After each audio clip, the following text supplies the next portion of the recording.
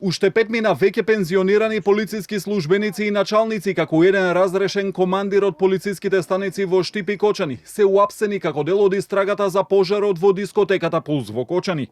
По еден пензионеран штипски началник се уште се трага. Тие се осомничени дека без да извршат проверки од 2012 до 2022 година ги издале и подпишале согласностите со кои кабарето Пулс добило лиценца за работа без да ги исполни условите. Пријавените како службени лица овозможиле правното лице Класик ДМ да се стекне со лиценца за вршење на угостителска дејност кабаре Пулс во Кочани на начин што не постапиле според прописите за мерките за заштита и не извршиле целосна проверка пред да биде издадена позитивна согласност за издавање на лиценца за кабаре, со што предизвикале опасност за животот и телото на луѓето, на место каде што се собираат поголем број на луѓе, дека издадена наредба за приведување на 7 лица со полициски овластувања, државниот обвинител Коцевски откри синоќа во телевизиско гостување.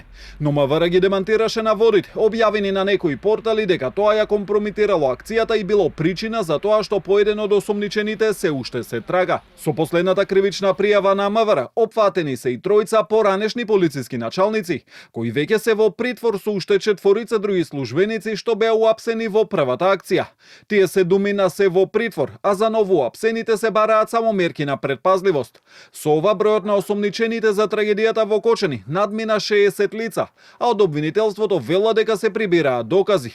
Објектот се уште е обезбеден, а по наредба на обвинител на лице место се преземаат и дополнителни действија со цел темелна проверка и согледување на сите околности при пожарот.